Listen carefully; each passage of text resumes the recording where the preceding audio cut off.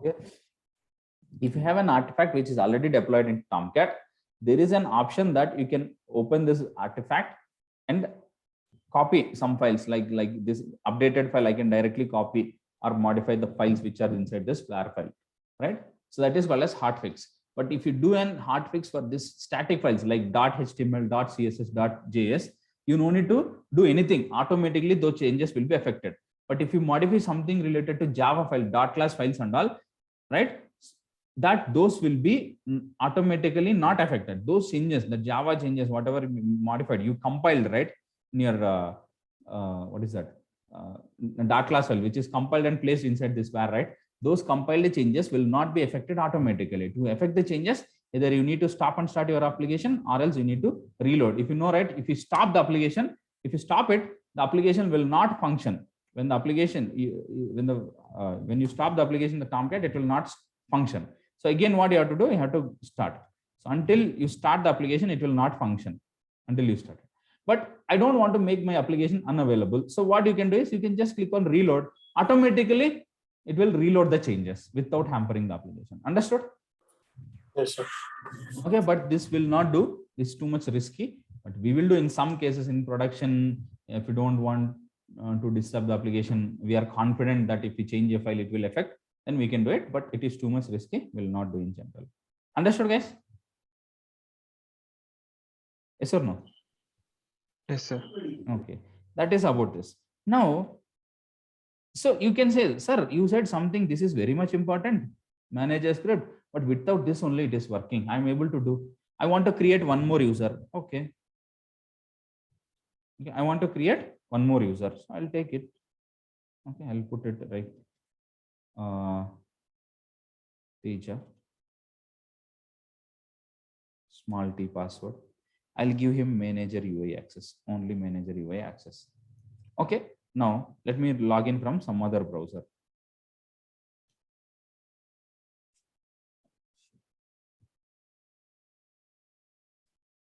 Okay, I'll take this. I'll log in from some other browser, which has a different browser. So this I'm going to use. I'm going to click this. Now I want to log in, but I changed here, right? So when I change something in that conf directory, what should I do? I have to stop my Tomcat and start it. So let me start it once again. Sorry, we go to bin.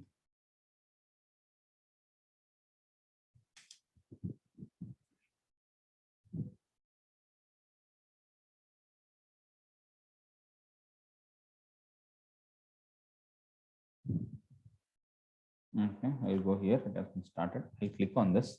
I'll click on this. It is asking. So I'll give the name as Teja, password as Teja.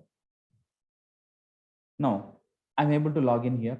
I'm able to log in here. I'll go here, server status. If you check this server status, it is going to give the details, means what version of Tomcat you are using. So what is the underlying Java version it has, right?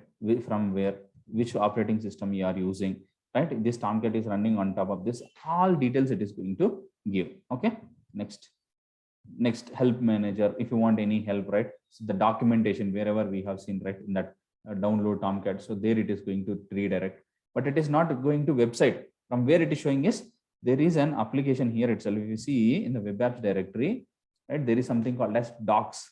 It is opening that folder only here. See here, 8080 docs. Whatever is present inside the docs.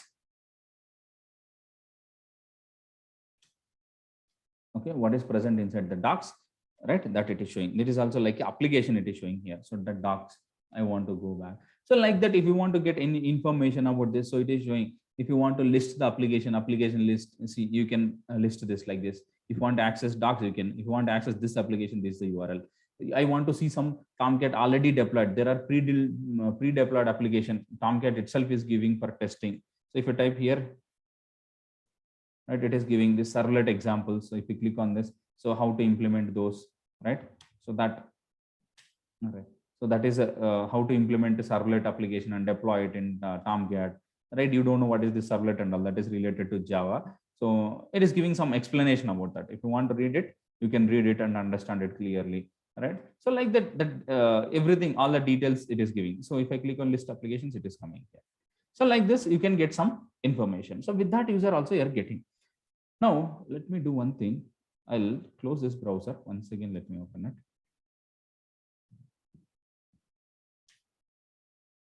I'll hit this till 8080.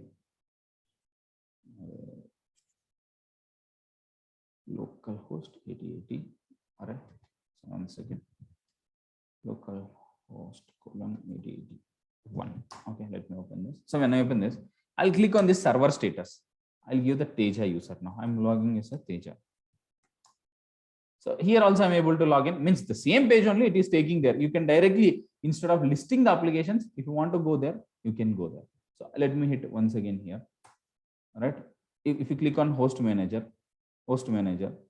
right? So it is asking for password now. Last time it didn't. Let me give the passwords here. Is it giving error? Access denied. 403. You remember the error codes. 404 means what? 404 error code means what? Incorrect URL. Website. URL. For not URL. Right? 403 means Access denied. for access denied means you don't have access to you don't have permissions to access this URL. Now, if you see again, one more thing I want to explain you. It is saying if you are see the information, you are not authorized to view this page, right? 1 second, guys.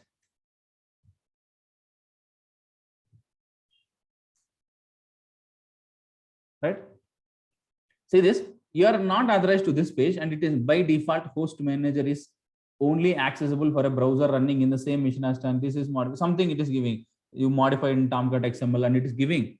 Give a role here. Means it is saying, go on. For example, if you have not changed the configuration file, it is asking you.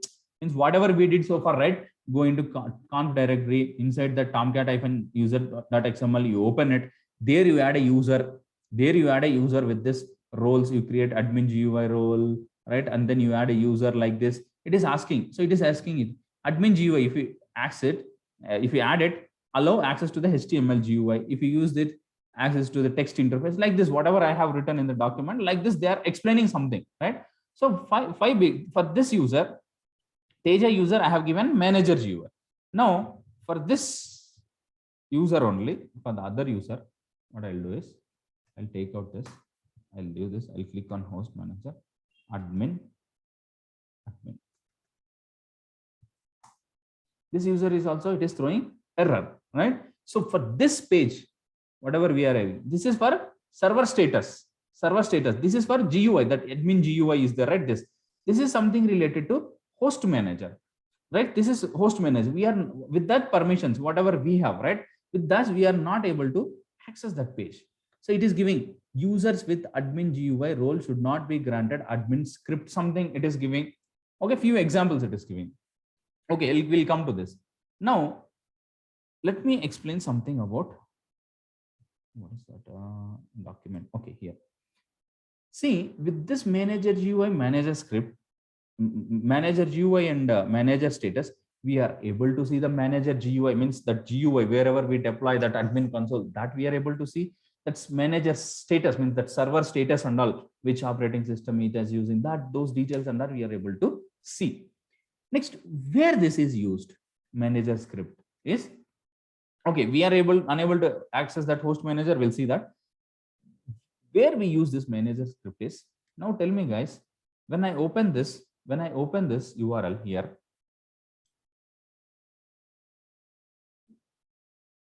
when I open this URL, when I click on this, to authenticate my Tomcat, who is entering the details here? Who is entering the details? Myself, manually. Yes or no? Yes. Yes. But if you automate the deployment process, now I have Jenkins, which will take the code. Means whenever a developer commits a code into GitHub, automatically my Jenkins will read that. It will give you to Tomcat. Sorry, it will give the source code to Maven. Maven will generate it an artifact. Jenkins will take the artifact and try to deploy it in the Tomcat.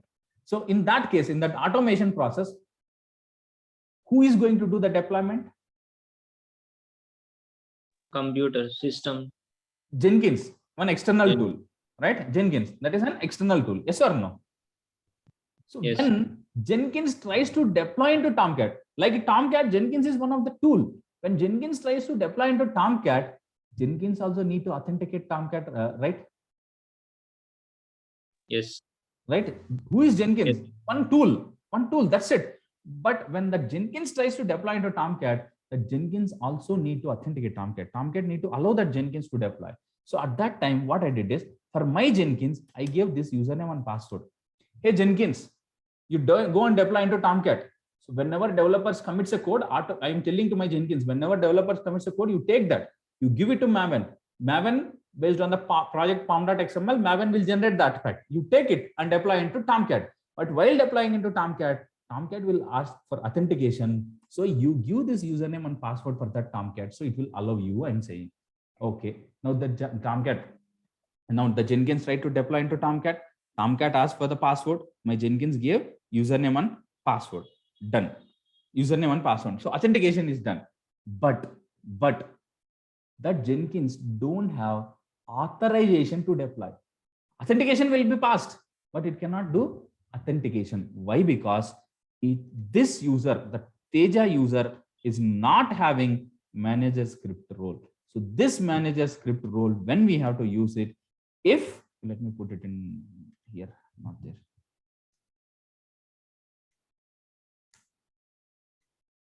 Okay, this manager script role is used when you use this username and password for an automation deployment, for programmatic deployment. Means program Jenkins, how it will deploy is internally, it will have a script to connect your Tomcat, authenticate and deploy. It is not a human, right? Jenkins will not come and hit the localhost :8081. No, it's not like that. Internally, it has its own script. Through that script, it will deploy.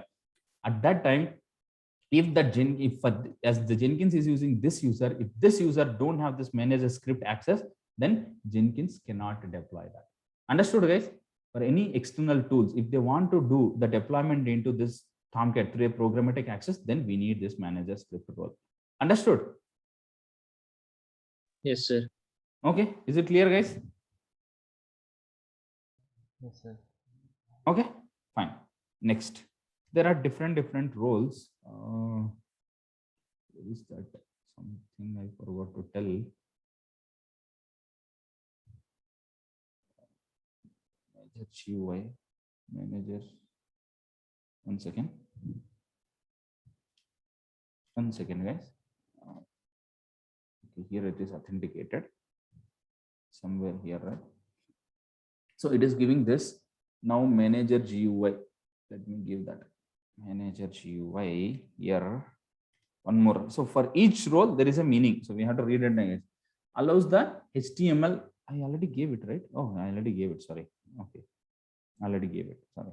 So like this, each role have a meaning here. These 4 roles have a meaning here. So based on that, we have to use this. So users with the main role should not be granted either. So if the user has manager GUI, if the user, for better practice, if the user has manager GUI access, right? Users with the manager GUI role should not be granted either the manager script or manager JMS. Those roles should not be given. Okay, what is this? Why is this like that? Going forward, we will learn when we try to do the deployment from Jenkins. I'll try to explain why we should not give. Why? Because for console deployment, we have to create a separate user with separate role. For programmatic deployment, we have to create a separate user with separate roles. Then only there will be more security on your Tomcat. Else, if the user has both the roles, then they can control both from GUI or manage script. If you give manager script, means this will be used by the tools. But if a human tries to log in with this, if a human being like me or someone, right, if they tries to log in with this username and password here, right, it will not allow, because this user don't have manager GUI access. Means that UI you cannot access with this username and password, because that user don't have manager GUI access. So this manager script, manager GUI, both are important. To access the Tomcat admin console, you need to have manager GUI. But the same thing, if you want to do deployment from automation tools, from external tools, and do the deployment and access your Tomcat, then you need manager script. Understood, guys?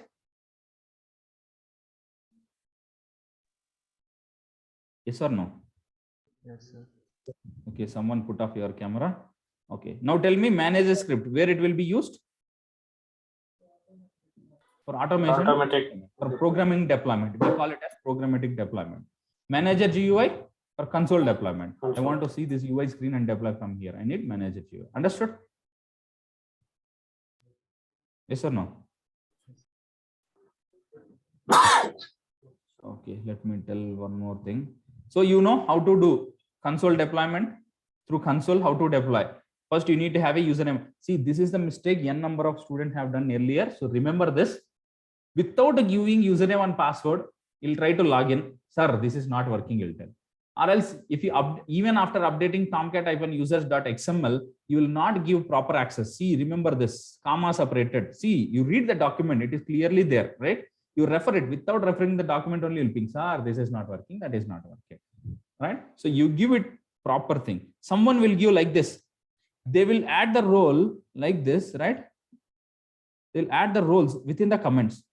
In the comment section only they'll add, sir, it is not working. Sir, it is not working. How it will work if you add in the comment section? You clearly know, right? If there isn't something in commented, that will not get executed. You have to keep outside of the comment, right? So remember that. And next mistake, what will they do is, they'll keep everything correct, but they'll not restart Tomcat. Without restarting Tomcat, once you modify the files which are under con, you need to restart Tomcat, right? Without restarting Tomcat, they'll try to access, sir, it's not working, it's not working. Okay, so don't do this mistake. You try, check it. First itself, what I'm seeing is many people, what you are doing is, without checking in document or without following something, they will do it without referring only, immediately pinging, sir, this is not working, this is not working. And that too, I said so many times, ping in the group, don't ping me personally. So everyone will learn, ping in the WhatsApp group, I said, right? You'll not do that. Again, it'll ping separately.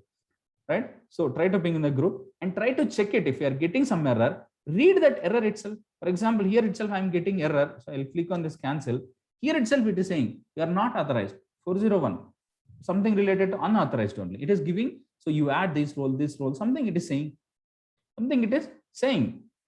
So by that itself, it is clearly saying, please examine that conf Tomcat-user. By seeing this itself, you can get okay. This is a file I have to edit.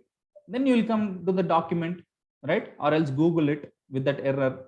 It will tell you, or else check the document. You will get some clue. Try it on yourself, right? So if it's not working, you're ping. I'm not saying you should not ping. I'm saying you try to understand.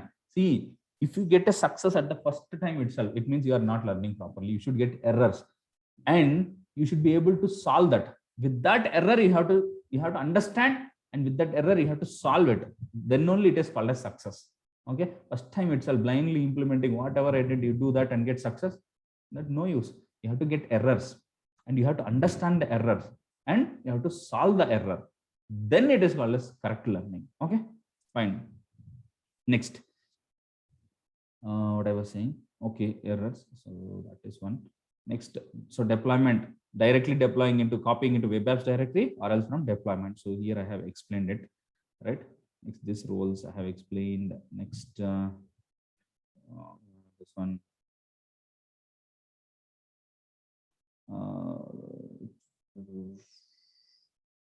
Next, what is server? So this is for this you don't follow. This is also not the correct way to install Tomcat in Linux Red Hat. I'll teach you. This is one way. For reference, I kept it here, but how to install Tomcat on Linux, I'll teach later. For now, let me explain. Hotfix also I explained. Next, at least remember 5 application servers, 3 to 5 application servers. So can you tell me few of the application server names? I said in previous class also, right? Can you tell me few of the application server names? First, Tomcat WebSphere application server. WAS. Okay, Tomcat WebSphere. Then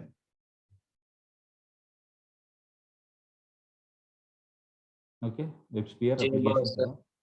JBoss. Okay. WebLogic. JBoss. WebLogic. Okay, correct. So at least Google. WebSphere, Liberty, WebLogic, JBoss, Glassfish. right?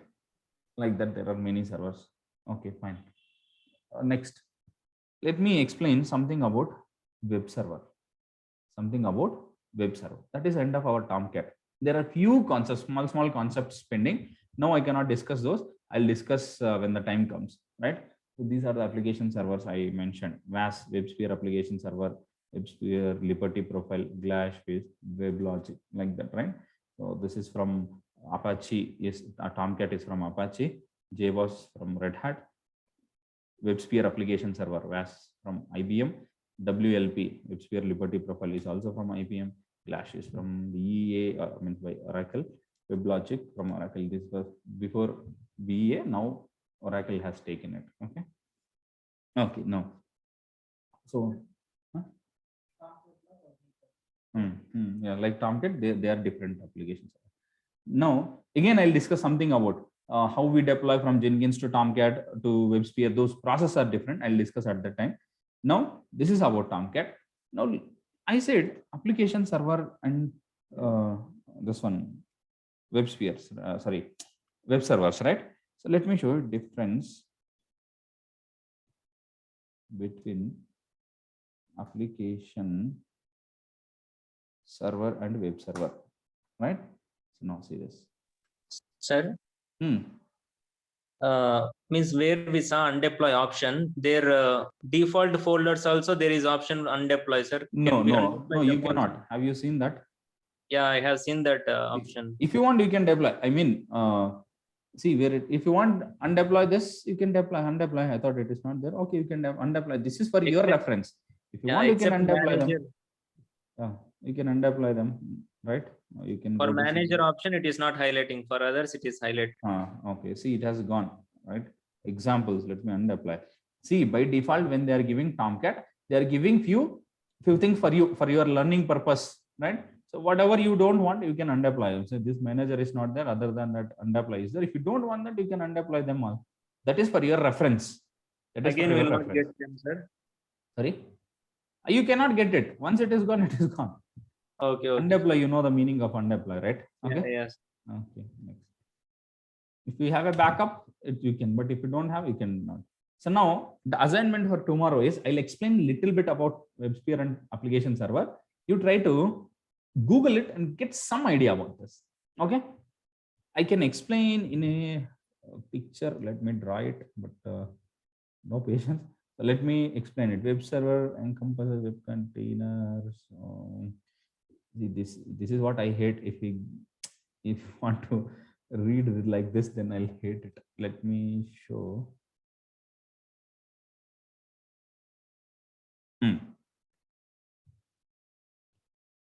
One more thing. Okay, one important thing I forgot to tell you. What are artifacts? Jar, var, ER. We call as artifacts, right? This I forgot. So before explaining this is too much. But let me explain this, guys. These are called as artifacts, right? Jar, var, ER. Tomcat will not support ER. Remember that Tomcat will support only jar and var. Okay. Okay. Okay. Now tell me, what I want to tell is jar is one smallest unit. Jar is small compared to these three: jar, var, ER. Jar is smaller one. Var is bigger one. More than that, ER is a bigger one. Now, yesterday we have seen one Java project like KC Maven web project. We try to convert. Can we convert that Java project into jar? Yes or no? Can Yes, we convert our Java project into a jar file? Packaging jar, I'll give it. So Maven will convert my project into jar. Yes or no? yes, sir. So that is my project is a jar. For example, so jar Java, my Maven has converted my project into a jar file. Now, inside my Java project, I'm defining the dependencies. Dependencies are jars only, right? Yes or no? Dependencies are jars or vars, jar files only, right? Yeah. So now, whatever the dependencies I mentioned, my Maven is going to download those dependencies from central repository, local repository, from local repository, my Java project. Yes or no? Yes, sir. So jar, the dependencies will be downloaded from central repository, local repository project, and that project, after that, the project will be converted into jar, right? So it means my jar file, whatever my project has been converted into jar, that has the dependency jars. Yes or no? Yes or no? Yes, sir. So jar contains jars, means a jar can be inside a jar file. That is possible. Understood? This is one jar. It has internally few more jars. Understood? Yes. But I cannot have a var or er here. That is not possible. Jar can contain jar internally, but we cannot have a var or er inside a jar file. Okay? Yes or no? Okay, sir. Okay. Don't ask me at the end, sir. Can you repeat me once again? Okay. If you have any question, ask me now. Now, if I use for my project in the pom.xml, if I use the package as var, Maven will convert my project as a var file. Yes or no? Yes. With the plugin, Yes. it will convert as a var. Okay, I have a var file. So now inside my pom.xml, I added few dependencies, jars. So now those dependencies will be placed and kept inside my project. So can a var file have jar files internally inside a var? Can I have jars? Is that the proof? Yes, sir. Jar dependency. Yes, we can Yes, have. sir. Yes. Now, so var is a bigger one, right? Now I can have ER, which can have vars inside that, multiple vars inside that, or jars inside that. I can have vars, right? Two vars.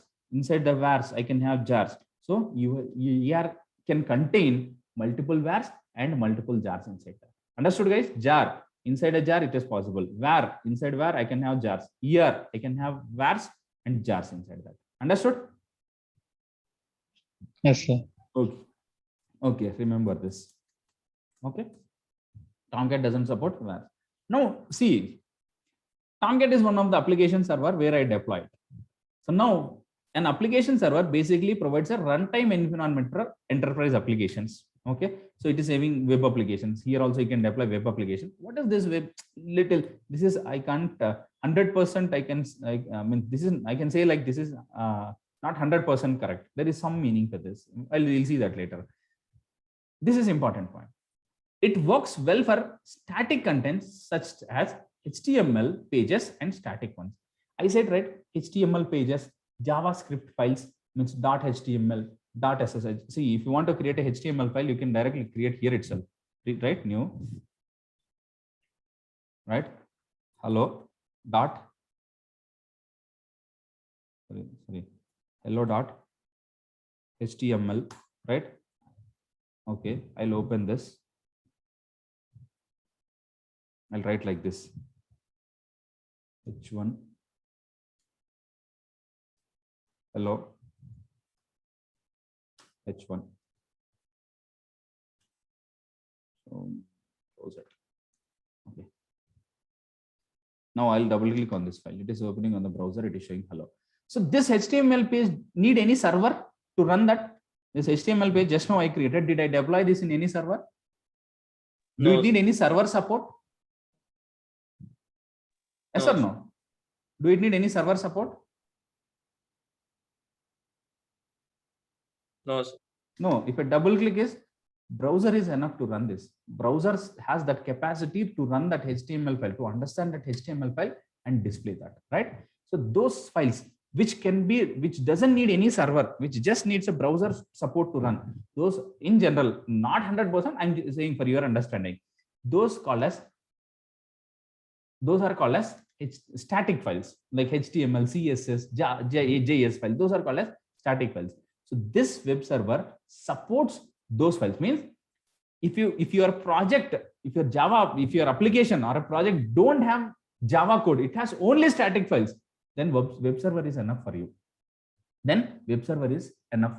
But if you have dynamic content like a Java file which needs compilation, JSP files which need compilation, in such cases you need application server for websites, websites. If it is a website, right, Flipkart, you want to deploy somewhere, right? You want to enter username that has to be connected to Java code. Java code needs to connect it to database. So in such cases, I need application server or web server to deploy. Application server or web server? What I need to deploy that Flipkart application, which has Java code and all? Come on, guys. Application server. Okay. Now I'm developing one application with HTML, CSS for my son birthday function. I want to invite all of you with one URL I need to have, right? So what I'll do is I'll create a HTML page with 2-3 images of for last birthday. I'll keep the date, when it is, when is the birthday, when is the function, dinner time, cake cutting time, like that. I'll put all the things, right? I'll put all the information and 2 HTML where the images will be rotating. 1 second, one image will come, next one image will come. That doesn't need any Java code. That just need HTML, static CSS, JavaScript. That code is enough. So if I give that HTML file for you, if you double click that also, it will open here. This person birthday on this date, images will be rotating. Now, if I have a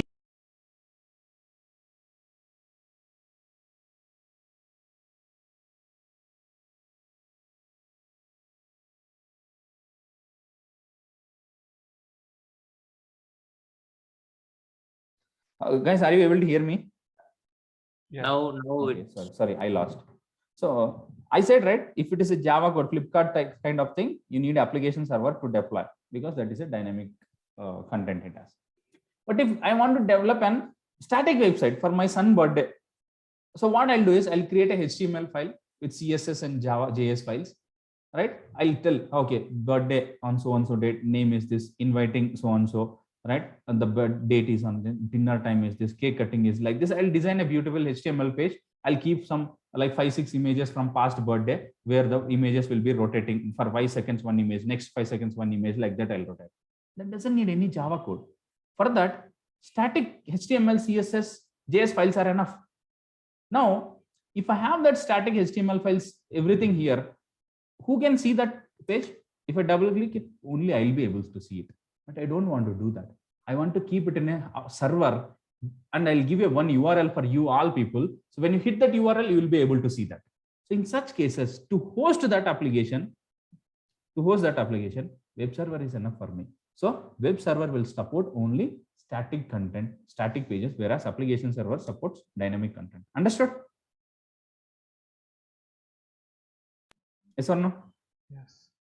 Okay, what is this web container? Those and all, you leave it for now. Have you understood why we need? If it is a static pages, which I can open on my system directly, but if I want to provide an URL and access, remote access for that, then I'll go for web server. But if I want a dynamic application where I'll put a username and password to log in, where that UI will interact with the HTML, this static code interact with Java code, Java interact with the database. For such applications, I need to choose application server. Understood? Okay. As this is a static application which run on everything on UI, you need less resources, means less RAM, less CPU, everything. But for this, it consumes more, right? And zero support for multi-threading. So these and all you don't need to remember. For now, have you understood? Going forward, we'll learn few more points about this. But have you got what is application server, what is a web server? We'll learn more about application server and we'll learn more about web server later. For now, you got some idea, right? Yeah. What is application server? And you can use application server as you can use web server as a load balancer also. You can choose web server as a load balancer also. What is this load balancer? You don't know as of now. Even if I explain it, also of no use. So going forward, when the time comes, I'll discuss. Don't worry, guys. I cannot put everything at once where you don't understand. It's just like a concept. I'll put it everything about web server here. You will don't understand. No use. But when I discuss about load balancer and all, I'll tell you, okay, this is the concept I discussed at the time. Don't worry. I'll not forget. I'll teach this also. Okay, understood, guys? Yeah. Sir, what means EJB container? That is what EJB container is like. I said, right? For now, you consider it as a ER file. Not exactly, but for now, it's like a ER you consider. I can tell like it is heavy weighted containers. Like how can I tell you? Just think like this is one of the heavy application which has dynamic content like Java code and all, which has heavy, the payment kind of thing, that high level kind of things I can do, right? That's such type of projects you can call as EJB projects. Okay. Like heavy application means DB transactions. Okay, such kind of heavy operations you do, right? So such kind of things are called as EJB things, but you no need to remember those and all. Okay. So Java developers will know that very much, but you no need to think about that. You can just consider that is also one of the type of web application only, but which has heavy operations. Okay, one application to one application, enterprise applications, like one application can talk to other application. Flipkart can talk to Amazon, something like that. Okay, heavy operations. Understood? Yeah. Okay. Anything else, guys? So that is end of our Tomcat. Tomorrow I'll discuss about Jenkins. Don't miss it. This is too much important. Too much important means too much important. Okay. This is one of the most important class in our DevOps. Okay. Don't miss tomorrow's class. Okay, guys. Tomorrow is going to be the most important class. Tomorrow is going to be the morning 8 o'clock. Okay. 8 o'clock. Noted. Thanks. Okay. So